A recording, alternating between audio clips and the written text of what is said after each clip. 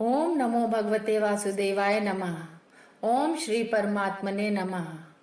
श्रीमद् भगवद गीता चतुर्थो अध्याय प्रारंभ। श्री भगवान बोले, मैंने इस अविनाशी योग को सूर्य से कहा था। सूर्य ने अपने पुत्र वैवस्वत मनु से कहा और मनु ने अपने पुत्र राजा इक्ष्वाक से कहा। हे परंतप अर्जुन, इस प्रकार परंपरा से प्राप्त इस योग को राजर्षियों ने जाना, किंतु उसके बाद वो योग बहुत काल से इस पृथ्वी लोक में लुप्त प्राय हो गया। तू मेरा भक्त और प्रिय सखा है, इसलिए वही ये पुरातन योग आज मैंने तुझको कहा है, क्योंकि ये बड़ा ही उत्तम रहस्य है, अर्थात गुप्त रखने योग्य विषय है। अर्जुन बोले, आपका जन्म तो अर्वाचीन अभी हाल का है और सूर्य का जन्म बहुत पुराना है, अर्थात कल्प में आदि में हो चुका था। तब मैं इस बात को कैसे समझूं कि आप ही ने कल्प के आदि में सूर्य से ये योग कहा। श्री भगवान बोले, हे परंतप अर्जुन, मेरे और तेरे बहुत से जन्म हो चुके हैं, उन सबको तू नहीं जानता, किंतु मैं जानता हूँ। मैं अजन्मा और अविनाशी स्वरूप होते हुए भी तथा समस्त प्राणियों का ईश्वर होते हुए भी अपनी प्रकृति को अधीन करके अपनी योग माया से प्रकट होता हूँ। हे भारत, जब जब धन की हानि होती है और अधर्म की वृद्धि होती है, तब तब मैं ही अपने रूप को रचता हूँ, अर्थात साकार रूप से लोगों के सम्मुख प्रकट होता हूँ। साधु पुरुषों का उद्धार करने के लिए, पाप कर्म करने वालों का विनाश करने के लिए और धर्म की अच्छी तरह से स्थापना करने के लिए मैं युग युग में प्रकट हुआ करता हूँ। हे अर्जुन, मेरे जन्म और कर्म दिव्य अर्थात निर्मल और अलौकिक हैं।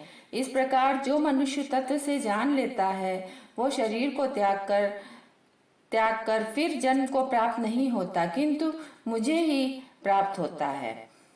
पहले भी जिनके राग, भय और क्रोध सर्वथा नष्ट हो गए थे और जो मुझ में अनन्य प्रेम पूर्वक स्थित रहते हैं, ऐसे मेरे आश्रित रहने वाले बहुत से भक्त उपर्युक्त ज्ञान रूप तप से पवित्र होकर मेरे स्वरूप को प्राप्त हो चुके हैं।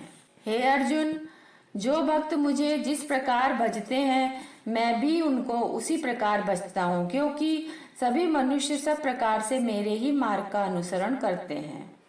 इस मनुष्य लोक में कर्मों के फल को चाहने वाले लोग देवताओं का पूजन किया करते हैं, क्योंकि उनको कर्मों से उत्पन्न होने वाली सिद्धि शीघ्र मिल जाती है।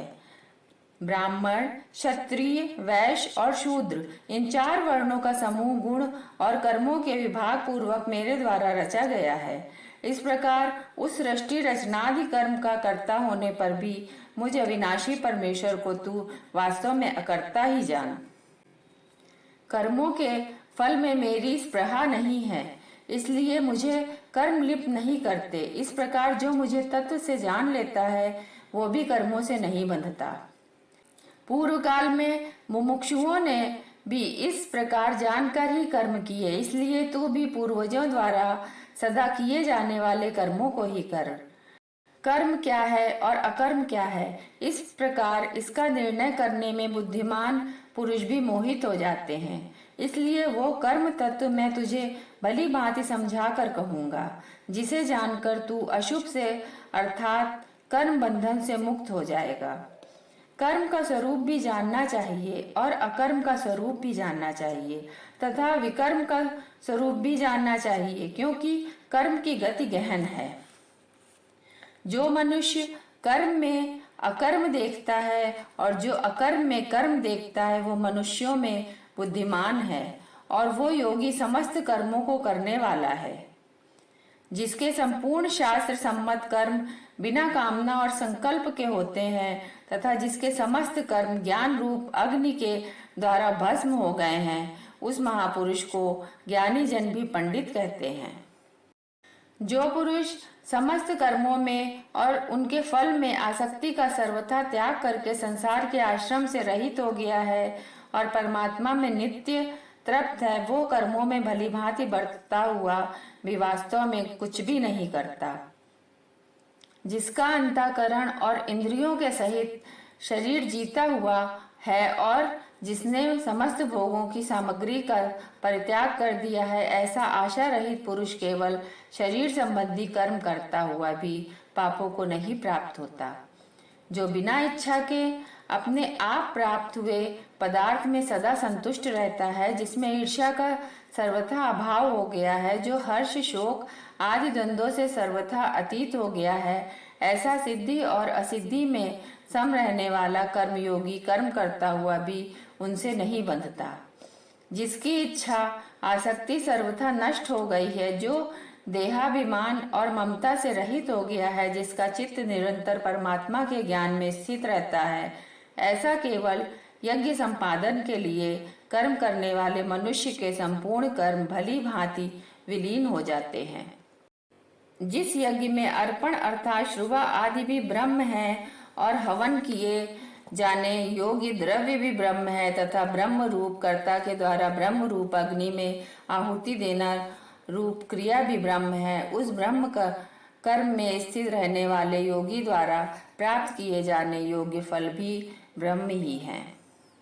दूसरे योगी जन देवताओं के पूजन रूप यज्ञ का ही भली भांति अनुष्ठान किया करते हैं और अन्य योगी जन परम ब्रह्म परमात्मा रूप अग्नि में अभेद दर्शन रूप यज्ञ के द्वारा ही आत्म रूप यज्ञ का हवन किया करते हैं। अन्य योगी जन श्रोत आदि समस्त इंद्रियों को संयम रूप अग्नियों में हवन किया करते हैं और दूसरे योगी लोग शब्दादि समस्त विषयों का इंद्रिय रूप अग्नियों में हवन किया करते हैं। दूसरे योगी जन इंद्रियों की संपूर्ण क्रियाओं को और प्राणों की समस्त क्रियाओं को ज्ञान से प्रकाशित आत्म संयम योग रूप अग्नि में हवन किया करते हैं। कई पुरुष द्रव्य संबंधी यज्ञ करने वाले हैं, कितने ही तपस्या रूप यज्ञ करने वाले हैं तथा दूसरे कितने ही योग रूप यज्ञ करने वाले हैं और कितने ही अहिंसा आदि तीक्ष्ण व्रतों से युक्त यत्नशील पुरुष स्वाध्याय रूप ज्ञान यज्ञ करने वाले हैं।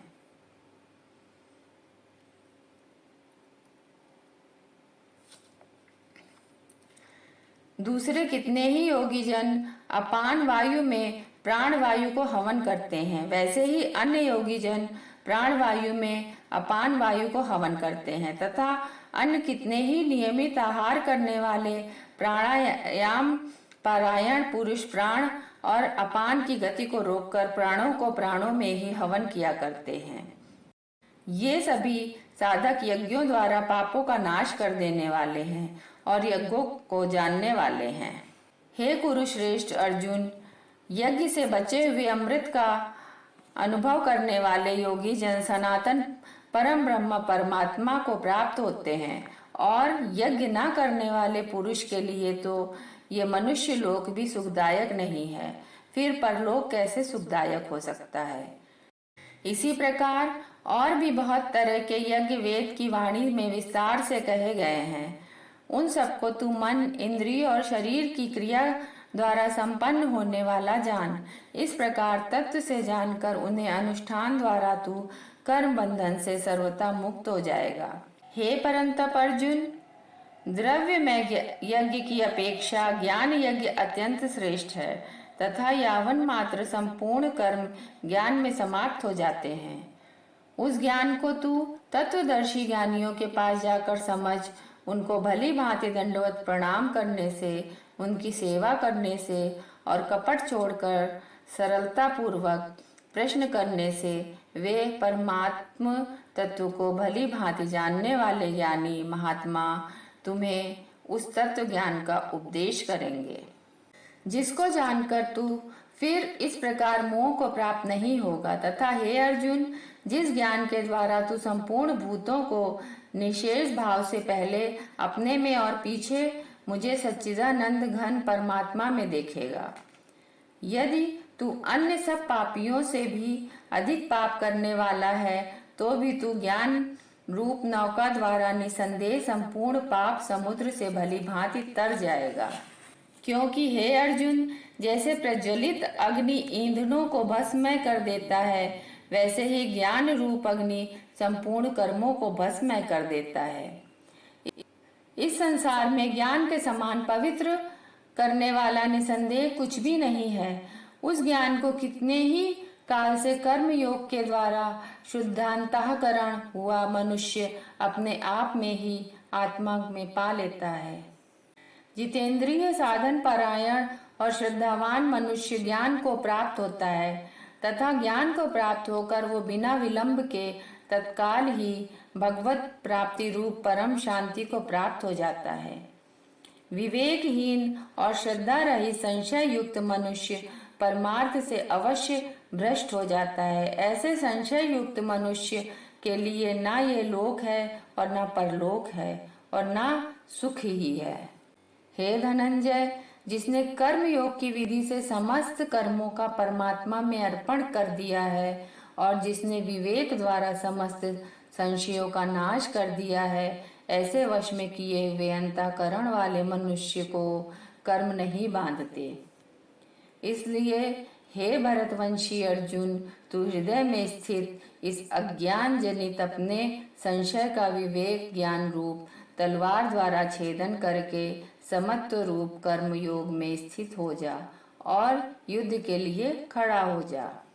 इस प्रकार श्रीमद् भगवद गीता का 4th अध्याय पूर्ण हुआ। जय श्री कृष्ण।